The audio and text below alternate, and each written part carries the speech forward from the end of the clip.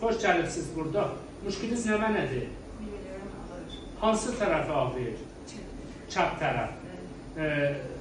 مریضمون از شایدش تشریف آوردن کلیه سمت چپشون سنگ داره ağrım çoxdur indi inşallah burada daşın sındıraq və müşkülün bərtərəf olar ayrı müşkülünüz yoxdur ki çox şükür elhamdülillah uzan